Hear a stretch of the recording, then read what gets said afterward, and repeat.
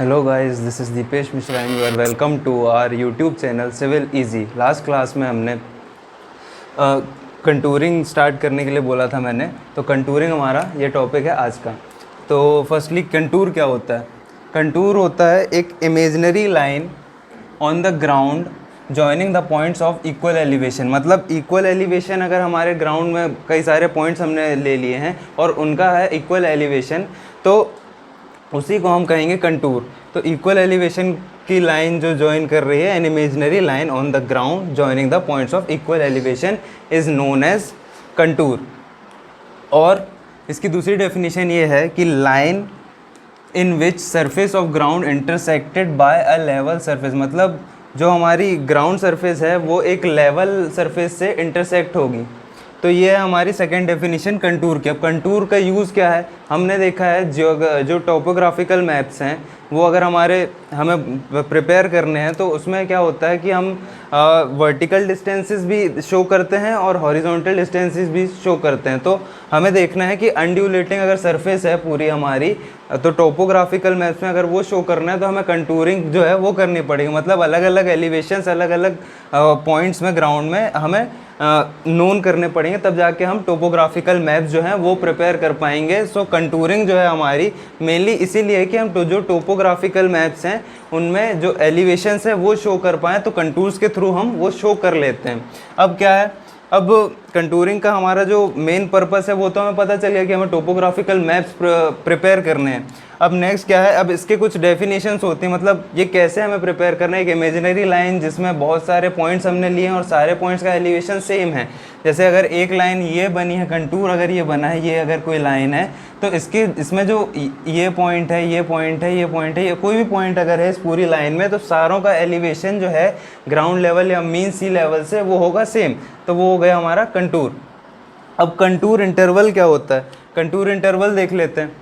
Contour interval is the vertical distance between any two consecutive contours. अगर हमने contour बनाए हैं किसी मैप में, तो उसमें किसी मैप में अगर हमने कंटूर बनाए हैं तो उन कोई दो अगर कंसेक्यूटिव कंटूर्स हैं हमारे, कोई दो कंसेक्यूटिव अगर कंटूर लाइंस है, जैसे ये लाइन हो गई और ये लाइन हो गई, तो इनके बीच का जो वर्टिकल डिस्टेंस है, मतलब वर्टिकल डिस्टेंस मतलब ग्राउंड में, जैसे अगर ये कंटूर लाइन है ये वाली और ये वाली दो कंटूर लाइन है, एक का एलिवेशन 90 है, एक का एलिवेशन 80, सपोज मीटर में है तो 80 और 90 इन दोनों का है डिफरेंस। इनका जो डिफरेंस है वर्टिकल डिस्टेंस, मतलब ये जो वर्टिकल डिस्टेंस है, ये अगर कोई हिल है हमारा तो ये दो कंटूर लाइन से एक 90 को शो कर रही है, एक 80 मीटर को शो कर रही है, तो इन दोनों का जो वर्टिकल डिस्टेंस है उसे कहते हैं हम कंटूर इंटरवल। कंटूर इंटरवल हो गया। नेक्स्ट हमारा जो है वो है हॉरिजॉन्टल इक्विवेलेंट। अब हॉरिजॉन्टल इक्विवेलेंट, नाम में हॉरिजॉन्टल आ रहा है, वहाँ पे वर्टिकल था, वहाँ पे कंटूर इंटरवल था, तो वो वर्टिकल डिस्टेंस था दो कंसेक्यूटिव कंटूर्स के बीच में। लेकिन अगर हम हॉरिजॉन्टल इक्विवेलेंट की बात करें तो हमारे जो दो कंसेक्यूटिव कंटूर्स हैं ग्राउंड पे, उनके बीच का जो हॉरिजॉन्टल डिस्टेंस है between two consecutive contours is known as horizontal equivalent. मतलब ये अगर दो लाइन से कंटूर, ये ब्लैक वाली जो ये एक लाइन एक कंटूर है और ये वाली जो है वो दूसरा कंटूर है, दो कंटूर के बीच में जो हॉरिजॉन्टल डिस्टेंस है उसे ही हम कहते हैं हॉरिजॉन्टल इक्विवेलेंट। अब हॉरिजॉन्टल इक्विवेलेंट और कंटूर इंटरवल जो है वो काहे पे डिपेंड करता है? वो डिपेंड करता है नेचर ऑफ ग्राउंड और scale of map, purpose of survey and time and expense of field work. मतलब कैसा ये बोल रहा है कि नेचर ऑफ ग्राउंड, अगर हमारा स्टीप है ग्राउंड अगर स्टीप है तो हमारा जो कंटूर इंटरवल है वो ज़्यादा हो जाएगा, मतलब वो हमें ज़्यादा रखना पड़ेगा, और जब फ्लैट है तो वो कम भी रख सकते हैं हम।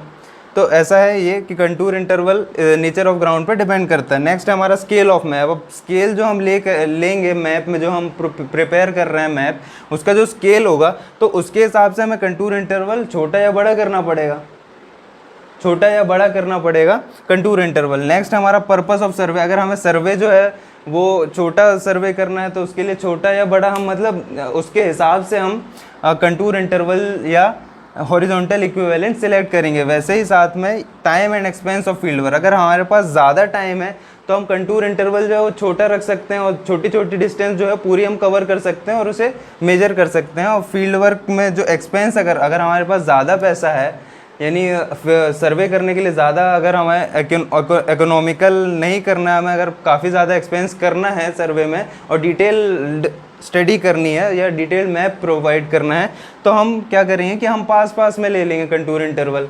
तो वही है कि time and expense of field work पे ऐसे डिपेंड करता है कंटूर इंटरवल।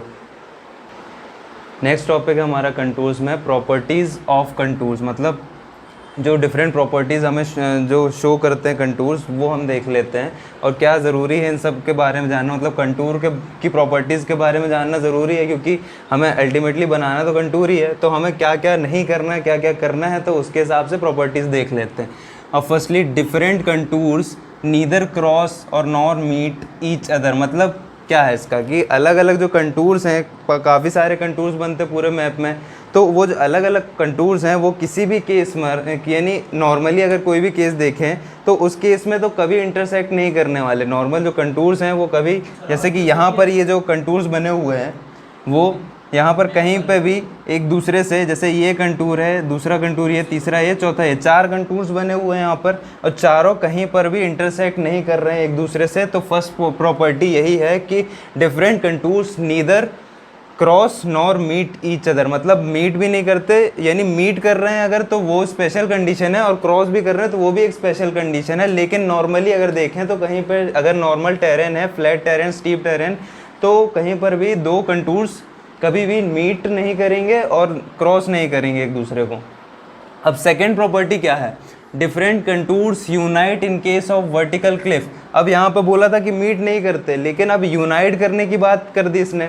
अब यूनाइट कर रहे हैं, मतलब ये केस जो है वो ज़्यादा इम्पॉर्टेंट है। ये केस ही जो है उसमें क्या हो रहा है कि वर्टिकल क्लिफ, अगर हमारी ऐसी कोई क्लिफ है, ऐसे अगर बहुत स्टीप क्लिफ है, ये सीधे जाके बहुत ऊपर ऐसे कुछ ऐसा कुछ अगर हो जाती है, ऐसी कुछ कोई भी अगर हमारी जो क्लिफ है, मतलब माउंटेन कोई हमारा, वो जाके उसकी जो चोटी है वो जाके ऐसे कुछ बहुत ज़्यादा पिन शेप में अगर हो जाती है, मतलब बिल्कुल पॉइंट शेप में अगर आ जाती है आखिरी में जाकर, सबसे ऊपर वाला जो उसका पॉइंट है, तो वहाँ उस केस में क्या होगा कि यहाँ पे तो पहले ये कंटूर अगर हम ड्रॉ कर रहे हैं यहाँ पे ऐसे ऐसे बन जाएंगे कंटूर्स, लेकिन यहाँ के जो कंटूर्स होंगे वो एक दूसरे से मीट कर जाएंगे, मतलब यूनाइट कर जाएंगे। मीट कर रहे हैं, क्रॉस नहीं कर रहे हैं, यहाँ पर यूनाइट कर रहे हैं, मतलब एक कंटूर बन जाए, 2 कंटूर जो हैं वो एक से दिखने लगेंगे यहाँ पर। तो इस केस में हो रहा है वर्टिकल क्लिफ के केस में different contours can unite.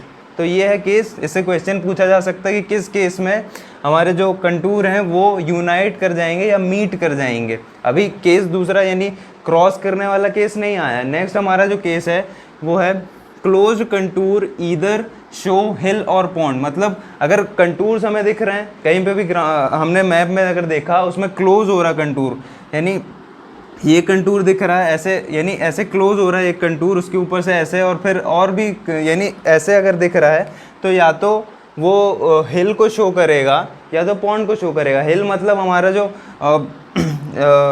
Ground level है वो इंक्रीज़ होगा, मतलब अंदर की तरफ जब हमारे जो कंटूर की वैल्यू है, वैल्यूज़ जो लिखी हुई होती हैं वो अगर बढ़ने लगेंगी अंदर की तरफ, तब वो वाला केस जो होगा वो होगा हिल का केस। और ऐसा ही अगर पॉन्ड की बात की जाए तो पॉन्ड के केस में क्या होगा कि ये जो वैल्यूज़ अंदर की तरफ बढ़ रही थी ये अंदर की तरफ कम होने लगे। जैसे यहाँ पर अगर 100 है, यहाँ 90 होगा, यहाँ 80 होगा, यहाँ 70 होगा, ऐसे ही यानी सेम डायग्राम बनेगा, कंटूर का बनेगा सेम डायग्राम।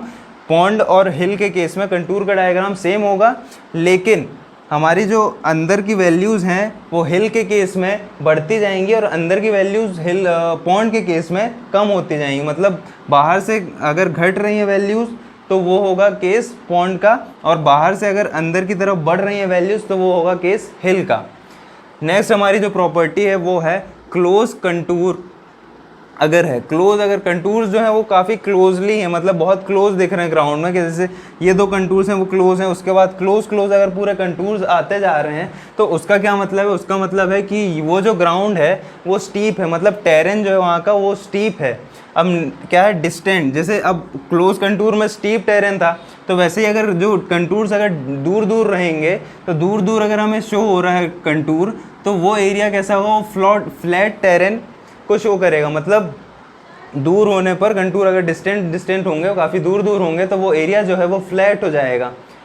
नेक्स्ट है हमारा कंटूर्स कांट बी स्प्लिट, अब यहाँ पे क्या बोला था, सारी चीज़ें प्रॉपर्टी में आते जा रहा है। उसके बाद ये है कि ये बोल रहा है कि कंटूर्स कांट बी स्प्लिट, मतलब एक कंटूर जो है वो दो कंटूर्स में डिवाइड नहीं हो सकता, मतलब सिर्फ एक कंटूर जो है वो सिंगल ही रहेगा, उससे दो चीज़ें इमर्ज नहीं यानी डाइवर्ज नहीं हो सकती। जैसे अगर ये कंटूर है तो ये सिंगल ही चलेगा, इससे दूसरा मतलब स्प्लिट नहीं हो सकता। इससे दूसरी कोई लाइन ऐसे आ गई तो वो हमें वो तो नहीं करना, वो रॉन्ग हो जाएगा। तो यही है इसकी property, contour can't be split in any case. अब नेक्स्ट जो प्रॉपर्टी है वो है parallel contour shows inclined plane, मतलब अगर हमारे जो कंटूर है, जैसे ये कंटूर्स हैं, ये बनते जा रहे हैं, अगर इतने कंटूर्स अगर शो हो रहे हैं, ये सारे पैरेलल हैं एक दूसरे से पैरेलल हैं, तो ये क्या शो कर रहे हैं, ये शो कर रहे हैं एक इंक्लाइंड प्लेन, मतलब हमारा जो प्लेन है वो इंक्लाइंड है। इंक्लाइंड प्लेन का मतलब अगर इसको अगर ऐसा कुछ टेरेन होगा, मतलब ऐसा एक इंक्लिनेशन के साथ जो टेरेन होगा, तो उसका कंटूर कुछ इस तरह से बने। ये अगर ग्राउंड लेवल है और इसका अगर मुझे कंटूर बनाना है, ये कोई भी ऑब्स्ट्रक्शन या कोई भी चीज़ है, कोई भी प्लेस है, उसका अगर मैं कंटूर बना रहा हूँ, तो ये अगर ये पैरेलल है तो वो इंक्लाइंड प्लेन को शो करेंगे। अब नेक्स्ट जो प्रॉपर्टी है वो है हमारी contours can cross in case of over hanging Cliff. ये इंपॉर्टेंट पॉइंट है। अब यहाँ पर बात आ रही है ओवर हैंगिंग क्लिफ की। ओवर हैंगिंग क्लिफ क्या होता है? ओवर हैंगिंग क्लिफ होता है, दिखाता हूँ मैं बनाकर। अगर हमारा कुछ इस तरह से है, ऐसे जा कर के ऐसा ओवर हैंग कर रही है क्लिफ, मतलब ये ऐसा कोई जो ज्योग्राफिकल फीचर है हमारे ग्राउंड का, जिसमें हम यहाँ का कंटूर ले रहे हैं, यहाँ पर ले रहे हैं, यहाँ पर ले रहे हैं, ऐसे यहाँ पर लेंगे और यहाँ पर लेंगे, तो इसका जो कंटूर बनेगा, जब इसकी हम जो कंटूरिंग करेंगे तो उसमें जो अलग अलग कंटूर्स बनने वाले हैं, मतलब ये ज्योग्राफिकल फीचर अगर लैंड में प्रेजेंट है, ओवर हैंगिंग क्लिफ है, तो वहाँ पर क्या होगा कि जो कंटूर्स हम बनाएंगे, इसका जो कंटूर मैप कुछ इस तरह से अगर प्रिपेयर करते हैं हम, जैसे इसका किया है, तो वैसे ही अगर हम उसका प्रिपेयर करते हैं, तो वहाँ पर जो दो कंटूर्स हैं वो ओवर हैंगिंग क्लिफ के केस में इंटरसेक्ट करेंगे। अब सबसे पहली प्रॉपर्टी हमने पढ़ी थी कि neither cross nor meet each other, लेकिन यहाँ पर कहानी ये है कि ये यहाँ पर क्या होगा कि ये क्रॉस भी करेगी, यहाँ पर क्रॉस कर रही है, वर्टिकल क्लिफ के केस में यूनाइट कर रही थी या मीट कर रही थी, दोनों ही केस जो हैं वो स्पेशल कंडीशन से, नॉर्मली अगर देखा जाए तो ये मीट भी नहीं करती और क्रॉस भी नहीं करती। तो ये दो स्पेशल कंडीशन, एक ये ओवर हैंगिंग क्लिफ वाली याद रखनी है हमें, और एक दूसरी कंडीशन है वो वर्टिकल क्लिफ की याद रखनी है। वर्टिकल क्लिफ जो है उसमें मीट कर रहे हैं कंटूर्स, और जो ओवर हैंगिंग क्लिफ है उसमें एक दूसरे को क्रॉस कर रहे हैं कंटूर्स। नेक्स्ट है हमारा कंटूर्स क्रॉस रिज लाइन, मतलब कंटूर जो है वो अगर रिज लाइन क्या होती है, मतलब अगर हमारा कोई माउंटेन है, जैसे ये अगर हमारा माउंटेन है,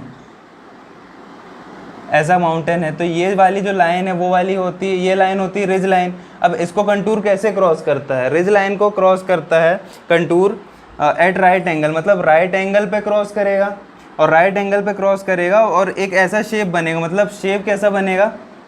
अगर रिज लाइन को कंटूर क्रॉस कर रहा है, अगर सपोज हमारी रिज लाइन जो है वो ये है,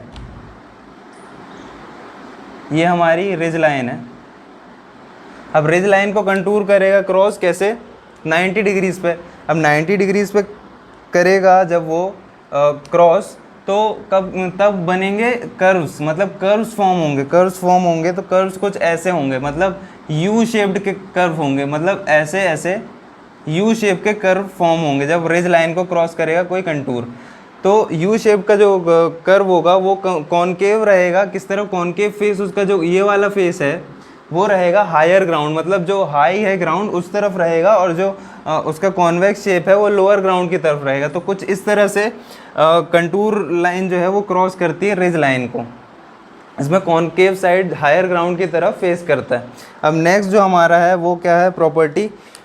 contour cross valley line at right angles and its shape is V, मतलब वी शेप में करेगा वो क्रॉस। जब हमारी अब एक हो गई रिज लाइन, अब दूसरी बात आती है वैली लाइन। वैली लाइन क्या होता है? वैली लाइन जो है मतलब कोई अगर माउंटेन है उसके बीच की जो लाइन है, मतलब जो सबसे लोएस्ट पॉइंट होता है वो होता है वैली लाइन। अब वैली लाइन को अगर क्रॉस करें, सपोज ये हमारी वैली लाइन है,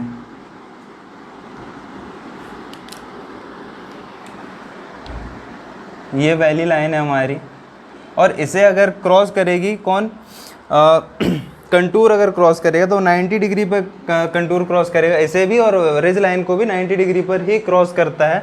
तो इसका शेप जो कर्व बनेंगे यहाँ पर, उसका शेप कुछ ऐसा होगा, मतलब वी शेप्ड होगा, कुछ इस तरह से क्रॉस करेगी। जब कंटूर क्रॉस करेंगे वैली लाइन को तो शेप उसका होगा वी शेप्ड, मतलब वी शेप्ड और उल्टा भी रहेगा, मतलब कॉन्वेक्स साइड जो है वो हायर ग्राउंड की तरफ शो करेगी और जो कॉनकेव साइड है वो लोअर ग्राउंड को शो करेगी। तो ये हो गई हमारी प्रॉपर्टीज़ ऑफ कंटूर्स। अब नेक्स्ट टॉपिक जो हमारा है वो है मेथड्स ऑफ कंटूरिंग। कंटूरिंग हमने पढ़ तो लिया, अब उसे करना कैसे है, किस किस मेथड से करना है। तो इसके दो मेथड होते हैं। फर्स्ट मेथड होता है डायरेक्ट मेथड, और सेकंड मेथड होता है इनडायरेक्ट मेथड। अब डायरेक्ट मेथड में क्या कर रहे हैं हम, डायरेक्ट मेथड में जो हमें कंटूर पॉइंट्स जो भी सिलेक्ट कर रहे हैं, मतलब जो हम ग्राउंड में हम सिलेक्ट कर रहे हैं, उन्हें सर्वे कर रहे हैं, उन्हें मतलब उनका लेवल जो है वो फाइंड कर रहे हैं, वही हम लाकर सीधे मैप में प्लॉट कर देते हैं। तो वो हो गया हमारा डायरेक्ट मेथड। अब यहाँ पे हो रहा है कि हम सीधे सीधे क्या कर रहे हैं, जो भी पॉइंट्स जो सर्वे हुए हैं ग्राउंड में, हमने जो सर्वे किया है, पॉइंट्स जिन्हें हमने सेलेक्ट किया है वही पॉइंट ला करके हम सीधे प्लॉट कर रहे हैं। तो वो हो गया हमारा डायरेक्ट मेथड। अब डायरेक्ट मेथड हो गया। इनडायरेक्ट मेथड का क्या है, इनडायरेक्ट मेथड में हम वो पॉइंट्स जो हम सर्वे कर रहे हैं, हम यानी पूरा एरिया जो है उसको हम पूरा टोटल डिवाइड कर ले रहे हैं। बहुत सारे पॉइंट्स हम उस पूरे एरिया में हम बहुत सारे पॉइंट्स हम सिलेक्ट कर ले रहे हैं, और उन पॉइंट्स को सिलेक्ट करके मतलब उनके ऊपर हम सर्वे कर लेंगे। वो पॉइंट्स हम सर्वे करने के बाद हम जब प्लॉट कर रहे हैं मैप, तो मैप जो हमारा प्लॉट होगा वो उसके अंदर हम इंटरपोलेशन के थ्रू कंटूर्स ड्रॉ करेंगे। मतलब जिस पॉइंट को हमने ग्राउंड में सर्वे किया है वो पॉइंट सिर्फ हमारा गाइड पॉइंट होगा, या मतलब जिससे हम गाइड कर रहे हैं, मतलब पूरा जो कंटूर है वो हम उस वाले पॉइंट से गाइड कर रहे हैं। लेकिन डायरेक्ट मेथड में जिस पॉइंट को हमने सर्वे किया वो हम प्लॉट कर देते हैं, इनडायरेक्ट मेथड में हम गाइड पॉइंट्स ले लेते हैं। अब इनडायरेक्ट मेथड जो है वही जो पॉइंट्स हैं उन्हीं को हम स्पॉट लेवल्स भी बोलते हैं। स्पॉट लेवल्स, कभी भी अगर एग्जाम में आए स्पॉट लेवल्स, तो उसका यही मतलब है कि इनडायरेक्ट मेथड ऑफ कंटूरिंग में हम स्पॉट लेवल्स का यूज़ करते हैं। तो वो जो पॉइंट्स होते हैं उन्हें स्पॉट लेवल कहा जाता है। उनके बीच में हम इंटरपोलेशन कर लेते हैं। इंटरपोलेशन मतलब अलग अलग जो हमने सर्वे किया सारे पॉइंट्स में, उनके बीच में हम इंटरपोलेट करके पूरे कंटूर जो है वो ड्रॉ कर लेते हैं। तो ये है हमारा इनडायरेक्ट मेथड। अब इनडायरेक्ट मेथड जो है वो 3 टाइप से हम कर सकते हैं। फर्स्ट मेथड है हमारा बाय स्क्वायर्स, मतलब हम जो ग्राउंड है उसको छोटे छोटे स्क्वायर्स में डिवाइड कर लेंगे।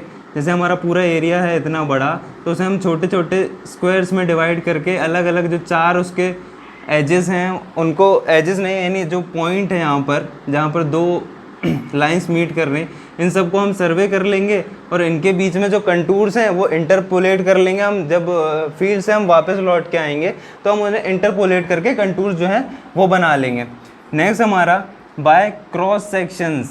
अब क्रॉस सेक्शन जो है, अब क्रॉस सेक्शन क्या है, क्रॉस सेक्शन से ये समझ में आ रहा है, लेकिन कर क्या रहे हैं हम क्रॉस सेक्शन में। क्रॉस सेक्शन में हम कर रहे हैं कि जो हमारी लाइन जा रही है, जैसे अगर रेलवे लाइन है अगर हमारी, उसके ट्रांसवर्स में अगर हमने जो सेक्शंस काट लिए हैं अलग अलग डिफरेंस यानी डिफरेंट इंटरवल्स में हमने ट्रांसवर्स में सेक्शन काट लेंगे। ट्रांसवर्स मतलब जिस डायरेक्शन में वो जा रही है उसके 90 डिग्री पर हमने जो क्रॉस सेक्शंस ले लिए हैं, तो उसके थ्रू हम कर लेंगे उन पॉइंट्स को, उन क्रॉस सेक्शंस को हम सर्वे कर लेंगे, और उनके बीच में जो भी कंटूर होंगे वो हम इंटरपोलेट कर लेंगे। इसका यूज़ होता है रेलवेज़ में, मेनली जो रेलवे में अगर हम रेलवे सर्वे हो रहा है तो उसमें क्रॉस सेक्शंस का यूज़ करके कंटूरिंग जो है हम फाइनली उसी से करते हैं कि क्रॉस सेक्शंस जहाँ पर यूज़ हो रहे हैं वो रेलवे में यूज़ करते हैं। नेक्स्ट हमारा, और सबसे पहले जब बाय स्क्वायर्स के थ्रू अगर हमने किया तो वो स्मॉल एरिया के लिए यूज़फुल है। अगर हमें ज़्यादा बड़ा एरिया मिलेगा तो हम स्क्वायर्स वाला मेथड यूज़ नहीं करेंगे। नेक्स्ट है हमारा बाय टैक्योमेट्रिक मेथड। अब टैक्योमेट्रिक मेथड कहाँ पे काम आता है, जहाँ पर हमारा हिली एरिया है और हम कई जगह ऑब्जर्वेशंस नहीं ले सकते हैं, मतलब कई सारे ऑब्स्ट्रक्शंस है, तो उस जगह पर टैक्योमेट्रिक मेथड हम यूज़ करेंगे हिली एरियाज़ के लिए। इनडायरेक्ट मेथड में टैक्योमेट्रिक मेथड यूज़ होगा। अब इंटरपोलेशन शब्द आया था यहाँ पे कि इंटरपोलेशन क्या होता है। इंटरपोलेशन क्या होता है कि इन्हीं दो पॉइंट्स की अगर हमें वैल्यू नोन है और उनके बीच की हमें एक कोई मिडिल वैल्यू या मतलब उन दोनों के बीच में कौन सी वैल्यू जो आएगी वो हमें अगर फाइंड करनी है तो वो होता है इंटरपोलेशन। अब इंटरपोलेशन के थ्रू हमने इनडायरेक्ट मेथड्स में इंटरपोलेशन के थ्रू कंटूर्स बना रहे थे, तो उसके लिए हमें इंटरपोलेशन जो है वो पढ़ना पड़ेगा। इंटरपोलेशन ऑफ कंटूर्स किस किस तरह से हो रहा है वो हमें जानना पड़ेगा। तो सर्वे में 3 टाइप से इंटरपोलेशन करते हैं हम कंटूर्स का, कंटूर्स बनाने के लिए। तो फर्स्ट है हमारा बाय एस्टिमेशन।